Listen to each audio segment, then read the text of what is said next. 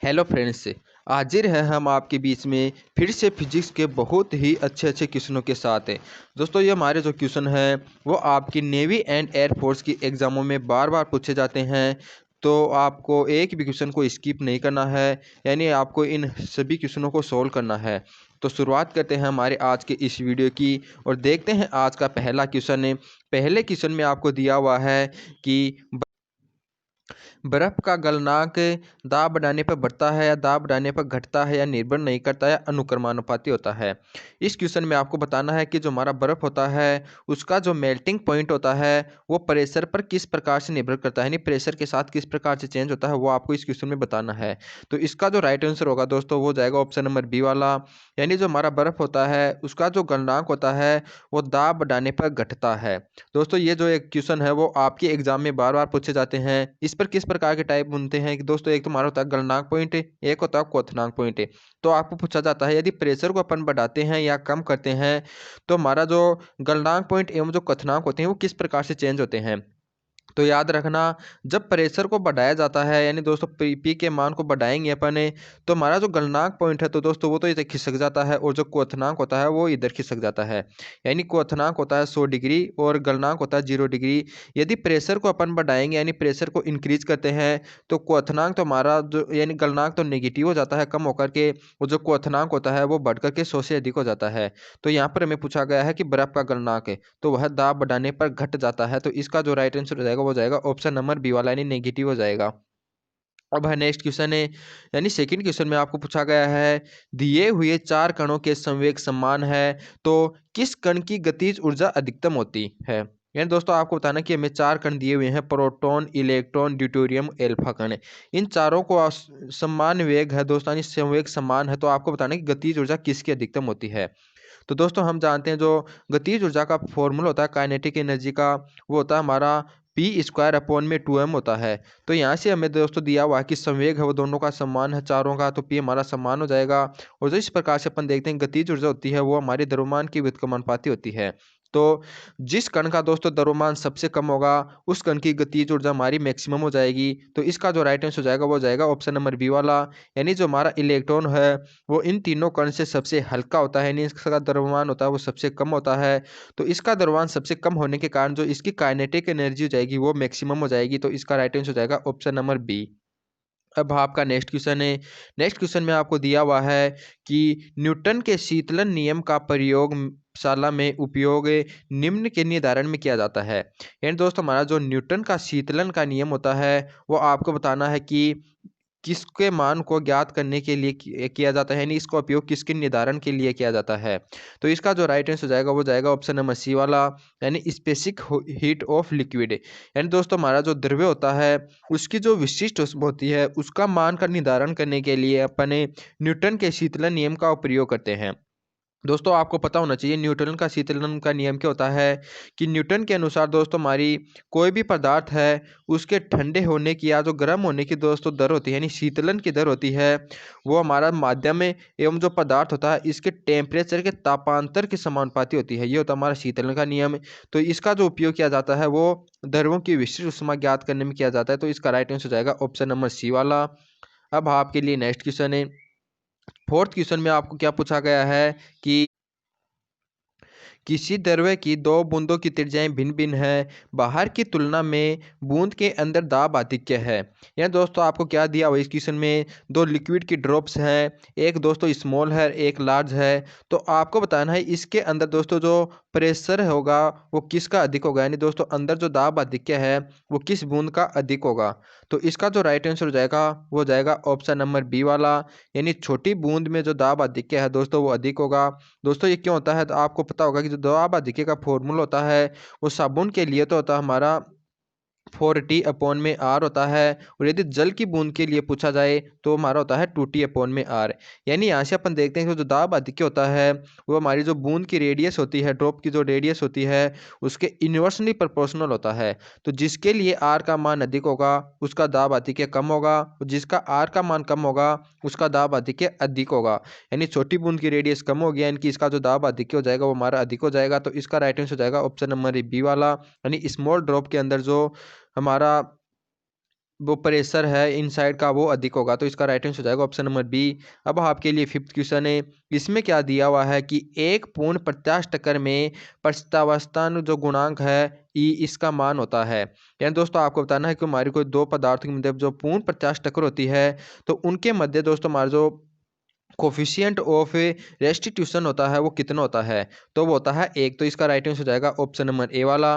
दोस्तों याद रखना ऐसा क्वेश्चन बार बार पूछा जाता है एग्जाम में। जो हमारी पूर्ण प्रत्यास्थ टक्कर होती है उसके अंदर ई का मान होता है एक, और दोस्तों हमारी जो अप्रत्यास्थ टक्कर होती है उसके मान होता है इसका एक से लेकर के जीरो के मध्य। और दोस्तों हमारी जो पूर्ण अप्रत्यास्थ टक्कर होती है, पूर्ण अप्रत्यास्थ टक्कर, उसके मान इसका मान होता है जीरो, यानी ई का मान इसमें होता है जीरो।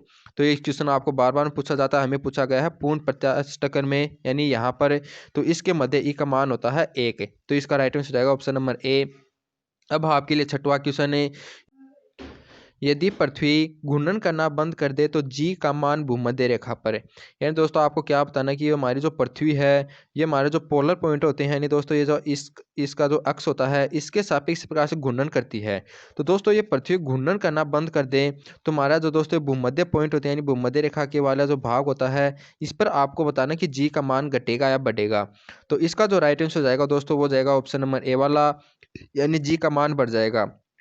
क्योंकि दोस्तों आपने पढ़ा होगा कि हमारा जो भूमध्य रेखा पर गुरुत्वीय त्वरण होता है वो इस रोटेशन के कारण जो चेंज होता है वो किस प्रकार से होता है, वो होता है जी माइनस के आर ओमेगा स्क्वायर। यानी दोस्तों जितना हमारा कोणीय वेग गति होता है यहाँ पर भूमध्य रेखा पर जी का मान उतना ही कम होता है। लेकिन दोस्तों घूर्णन करना ही बंद कर देगी तो ओमेगा का मान हमारा जीरो जाएगा, यानी जी डैश इज इक्वल टू हमारा जी यानी मैक्सिमम प्राप्त हो जाएगा।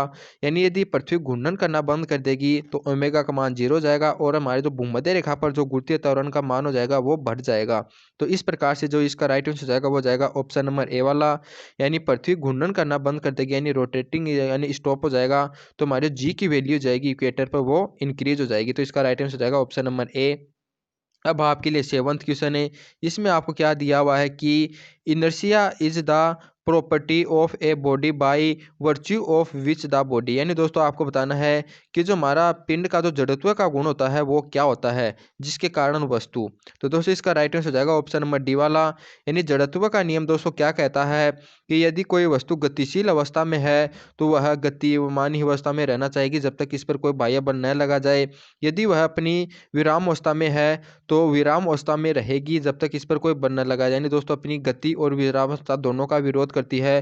तो इसका जो राइट आंसर हो जाएगा वो जाएगा ऑप्शन नंबर डी वाला, यानी विराम अवस्था तथा एक समान रेखीय गति दोनों दोनों का विरोध करती है। यानी दोस्तों यदि इनको अपन विराम अवस्था में है तो यह विराम अवस्था में रहना चाहेगी और गति है तो दोनों यानी गति ही रहना चाहेगी, न कि ए कंडीशन के लिए लागू होता है। तो इसका राइट आंसर हो जाएगा ऑप्शन नंबर डी। अब आपके लिए नेक्स्ट क्वेश्चन है यानी आठवां क्वेश्चन है। इसमें क्या पूछा गया है कि साबुन के किसी गोलीय बुलबुले के अंदर तथा बाहर के दाब में अंतर होता है। यहाँ दोस्तों इस क्वेश्चन में आपको क्या पूछा गया है कि साबुन का जो हमारा जो बुलबुला होता है उसके बाहर का और जो अंदर का दाब होता है उसके अंदर बताना है डेल्टा पी, यानी दोस्तों दाब आधिक्य आपको पूछा गया उसका फॉर्मूला क्या होता है। तो दोस्तों मैंने आपको बताया था पहले भी, जो साबुन के लिए दाब आधिक्य का फॉर्मूला होता है वो 4T/R होता है, और जल की बूंद के लिए होता है वो होता है हमारा 2T/R। हमें यहाँ पर पूछा गया साबुन के लिए, तो इसका जो राइट आंसर हो जाएगा वो जाएगा ऑप्शन नंबर बी वाला।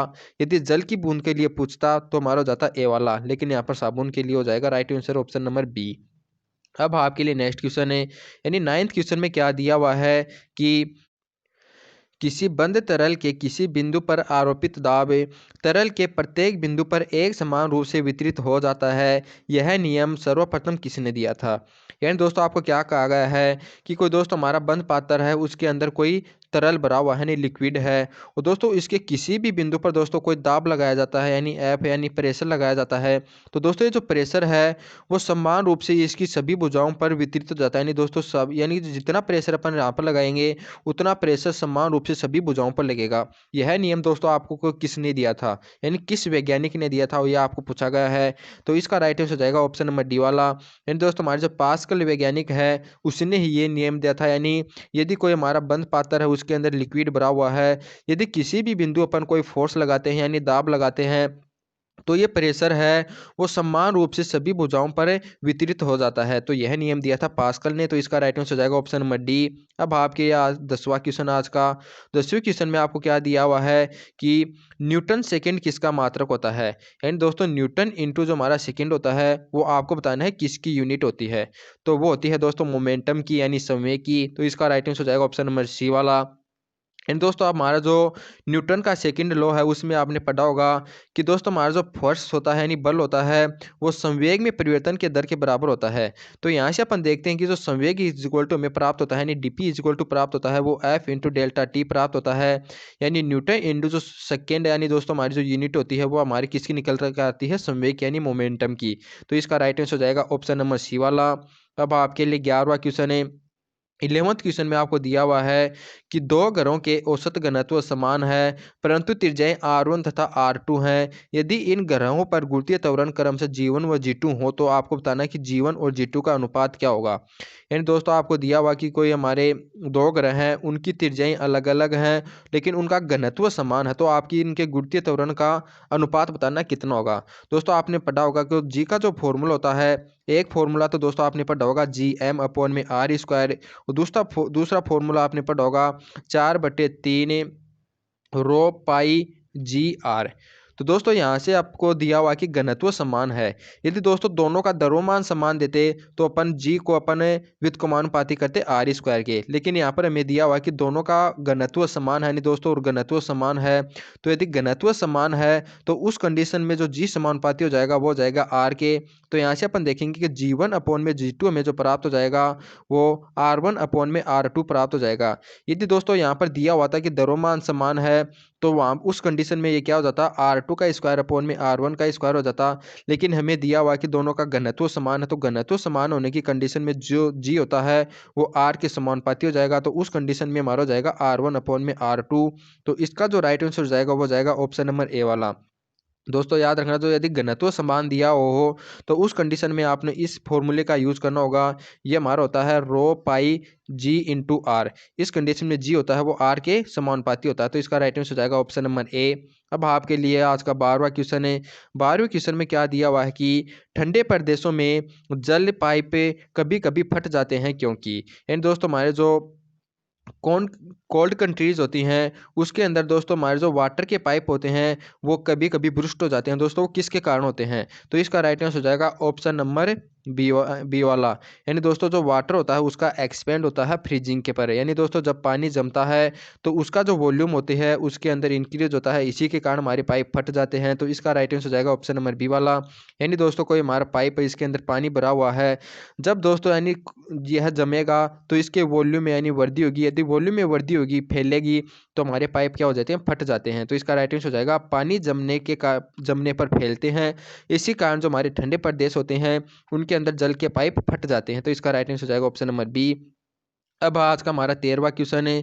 13वें क्वेश्चन में आपको क्या दिया हुआ है कि एक द्रव्य को 70 से 60 डिग्री तक ठंडा होने 5 मिनट लगते हैं तो 60 से 50 तक ठंडा होने में समय लगेगा। एंड दोस्तों आपको बताना है कि हमारा जो एक जल है दोस्तों उसको 70 से 60 डिग्री तक अपन ठंडा करते हैं तो उसको 5 मिनट लगते हैं और 60 से 50 करेंगे तो आपको कितना टाइम लगेगा। इसका दोस्तों राइट आंसर हो जाएगा वो तो हो जाएगा हमारा ऑप्शन नंबर सी वाला। यानी 5 मिनट से अधिक का टाइम लगेगा। और दोस्तों ये क्यों लगता है ये मैं आपको बताता हूँ। क्योंकि दोस्तों हमारा जो शीतलन का नियम है न्यूटन का शीतलन का नियम वो हमें क्या कहता है कि जब ये हमारा कोई वातावरण है वो कोई पदार्थ है उनका तापांतर दोस्तों हमारा जितना अधिक होगा उसका शीतलन की दर उतनी ही अधिक होती है। यदि इसके मध्य जो तापांतर वो कम हो जाता है तो इसकी शीतलन की दर कम हो जाती है। तो दोस्तों यहाँ से अपन देखते हैं कमरे का टेम्परेचर हमारा 25 डिग्री सेल्सियस होता है और यहाँ पर हमें दिया है 70 और यहाँ पर दिया है 60। तो दोस्तों ये अपन दूसरी कंडीशन में देखते हैं कि इनके मध्य जो ताप का अंतर है यानी तापांतर है वो हमारा कम है। तो इसके कारण दोस्तों हमारी जो शीतलन की दर होगी वो भी क्या हो जाएगी कम हो जाएगी। तो शीतलन की दर कम है तो इसको ठंडा होने में अधिक समय लगेगा। तो यानी कि ठंडा होने में 5 से अधिक टाइम लगेगा। तो इसका राइट आंसर हो जाएगा ऑप्शन नंबर सी वाला। अब हमारा आज का 14 क्वेश्चन है।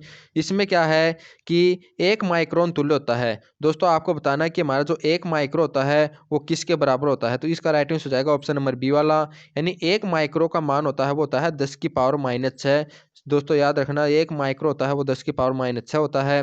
अब चाहे वो कूलाम हो तो आगे कूलाम लगा देंगे दोस्तों, हमारे जो सेंटीमीटर हो तो सेंटीमीटर लगा देंगे। लेकिन आपको याद रखना जो 1 माइक्रो होता है उसका मान होता है 10 की घात -6, तो इसका राइट आंसर हो जाएगा ऑप्शन नंबर बी। और अब आज का हमारा अंतिम क्वेश्चन है। इसमें क्या दिया हुआ है कि जब चलती हुई ट्रेनें यकायक रुक जाती है तब यात्री आगे की दिशा में आकस्मिक झटका महसूस करता है, इसका कारण क्या होगा। यानी दोस्तों जो ट्रेन होती है जब वो अचानक यानी रुक जाती है तो इसका जो पैसेंजर होता है दोस्तों वो आगे की ओर एक झटका फील करता है, यानी आकस्मिक आगे की ओर धकेलता है। तो आपको बताना है इस कारण किस कारण होता है। तो इसका जो राइट आंसर हो जाएगा वो हो जाएगा ऑप्शन नंबर सी वाला। यानी कि दोस्तों जब यात्री होता है वो ट्रेन या बस की सीट पर बैठा होता है तो दोस्तों इसका जो निचले वाला हिस्सा होता है वो सीट से सटा होता है और ऊपरी भाग दोस्तों स्वतंत्र होता है। जैसे ही दोस्तों यानी कि इसको अचानक से ब्रेक लगाया जाता है तो ऊपरी भाग हमारा जड़त्व के कारण आगे चला जाता है और निचला भाग सीट से सटा होने के कारण पीछे चलता है, तो इसके कारण हमें आगे की ओर झटका लगता है। तो इसका राइट आंसर हो जाएगा ऑप्शन नंबर सी वाला। यानी शरीर का ऊपरी भाग गत्यावस्था में रहता है जबकि शरीर का जो सीट के संपर्क वाला भाग होता है वो विराम अवस्था में आ जाता है, इसी के कारण हमें आगे की ओर एक झटका महसूस होता है। तो इसका जो राइट आंसर हो जाएगा वो जाएगा ऑप्शन नंबर सी वाला। दोस्तों इसी के साथ हमारे आज का वीडियो कंप्लीट होता है। आज के क्वेश्चन दोस्तों आपको कैसे लगे आप कमेंट करके जरूर बताइएगा। दोस्तों ये क्वेश्चन आपको वास्तव में यूजफुल लगते हैं तो दोस्तों आप हमारा सपोर्ट करिए, इस चैनल को ज़्यादा से ज़्यादा शेयर करिए। और तो दोस्तों जिससे कि क्या होगा कि हम आपको एग्जाम तक ऐसे हजारों इंपॉर्टेंट क्वेश्चन प्रोवाइड करा सके जिससे कि आपकी फिजिक्स की तैयारी बहुत अच्छी जाएगी। जय हिंद दोस्तों।